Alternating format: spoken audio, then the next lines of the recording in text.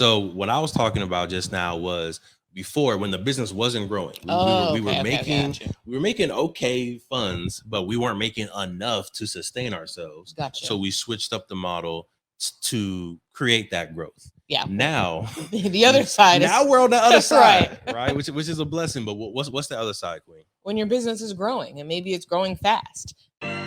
Over 50% of Black Americans are unmarried, and only 2% of Black families in America have a net worth over $1 million. We are on our journey to not only join that 2%, but grow that 2%. Facts. I'm Devon Truvel, creator of Black Wall Street, the board game, with my beautiful co-host. I'm Sinclair, aka the Health Nerd. You can go to our website at them4show.com, our Instagram at them4show, and our YouTube channel at Melanated Married Millionaires in the making. And welcome to the M4 Show. So we're going to just go over some signs that you might need to take a business retreat. All right. Queen. Yes. Get us into sign number one, or what was a sign for us, or what might be a sign for other folks with businesses. So I feel like sign number one can be one side of a two-sided coin. Mm-hmm. You could either be that your business is growing, right? Maybe you have a lot of growth happening. You got a lot of opportunities coming up. Yeah. And so you need some time to really stop and figure out how you're going to scale your business. The other side is maybe your business is not growing. Maybe it's been stagnant for some time, right? Or even declining. And you need to, again, stop and figure out, okay, what is going on? Where is the growth? Yeah. And so I think either situation, you need to stop and figure out what's going on and kind of reevaluate. Nice. So that's the position that we've been in both. Yes. Right. I think we were maybe 2 years ago in a situation where Black Wall Street, or Play Black Wall Street, was getting some good sales, right? Mm-hmm. Consistent sales, but we weren't really seeing the return that we wanted to be able to take this into a full-time venture. Yep. Right. Board games are cool, right? But those are like, $40 each, $30 each. We tag in the shipping, we tag in the discounts in there. We were only making like $15 to $20 per board game. And then, we get a lot of love from y'all, but not full-time business love. So we took the time to really figure out, all right, what's a pivot? What's a little bit of a business change that we can make to generate more income? Mm-hmm. So about 2 years ago, we started to shift, still showing business to customer love, but our main business model became business to business, mm-hmm. right? So how can we not just sell 1, 2, 3 board games to individual families, but how can we sell 30 board games, 100 board games, 200 board games to a group? Or how can we do workshops, speaking engagements, to just generate more money per customer?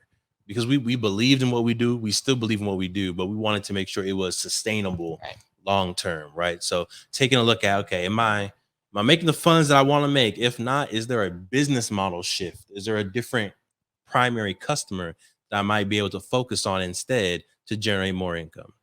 And I think that business model shift, right? It may not be business to customer to business to business. That may not be the transition for everybody, but maybe you're offering a one-off service, and instead of a one-off service, you can turn it into a subscription, right? Different things that you can think about if you're able to remove yourself a little bit from that day-to-day process, which is why we're recommending, we're saying a business retreat, because I think that the aspect of a retreat is you go away. Right. You go away from someplace. It doesn't have to be far. We were an hour away from where we lived. It was just the aspect of getting out of our normal everyday offices where we do our work, away from the daily grind for a moment, to really think about things outside of the daily grind, the daily hustle, the daily firefighting. And so there's still work that needs to be done on a daily basis. But I think just removing yourself, getting into a new space helps give you a clear mind a little bit. For sure. Look, we're going to get right back into the amazing podcast. But if you didn't know, in 2017, we created Black Wall Street, the board game, because we thought more families needed to know about the history of Tulsa Black Wall Street. More families needed to know about the legacy of Black excellence left behind of Tulsa Black Wall Street, that we can own a Madam C.J. Walker Beauty Salon. We can have a Booker T. Washington High School. We can have an Uncle Steve's Barbecue. We can have a Renaissance man like Simon Berry, who had his own taxi service and bus service that got bought out by the city of Tulsa. We have brilliance in our DNA. We wanted to make sure that your family can play a game that teaches them about this brilliance. So we have Black Wall Street, the board game right here. We had the first edition available in 2017. That got sold out. We're on the second edition right now, or you can get the beautiful masterpiece version of the game as well. It's up to you. Head to playblackwallstreet.com and get yourself Black Wall Street, the board game, to empower you, your family, and generations to come. Playblackwallstreet.com. Let's get back to the episode. And so you said there's two sides to a coin. We talked about the one side, right, where you're not making enough money, or the money that you think your business should be outputting. What was the other side? We talked about the growth. We talked about your business is growing. So the other side is that your business is not growing. Gotcha. So what I was talking about just now was before, when the business wasn't growing. We were making okay funds, but we weren't making enough to sustain ourselves. Gotcha. So we switched up the model to create that growth. Yeah. Now the other side. Now we're on the other side, right? Which is a blessing. But what's the other side, Queen? When your business is growing, and maybe it's growing fast. Maybe you got an opportunity where your business is going from again, one business model to another, or one set of customers to another.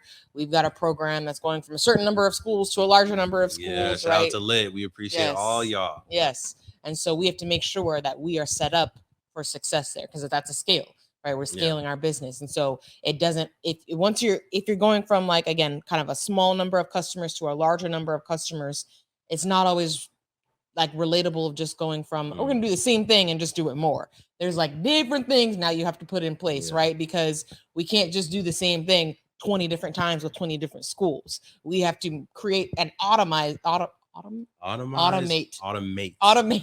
is definitely the right word. Automate the process as much as we can. Come up with a very standard process so that it's plug and chug, rather than us trying to react each time to every school. Exactly. So your business might be in a position where you're making cookies, right? You're making cookies for a small set of customers. Maybe it's 10, maybe it's 20, but you're in a good situation where you can handle making 10 to 20 cookies per week by yourself. But out of nowhere, you get a contract that says they want 100 cookies. They want 100 cookies next week. Like the Queen said, the model that you use to make 10 might not be the same model that can work to make 100. So now you need to figure out, okay, am I going to hire people? Am I going to write down the standard operating procedures for these cookies? Write down the recipe? Our folks don't be writing down recipes. They don't. Grandma don't be writing down nothing. They let the God speak to them. Yeah, just let the cookie God speak to them. Let the Play Black Wall Street folks speak to them. But when you're trying to scale that company, you really need to make sure you're writing down those SOPs so you can duplicate your skills, duplicate your geniuses. So now instead of just one chef in the kitchen, you have 10 people that are cooking 10 cookies. So now you can fulfill that contract, right? So any type of business is the same thing.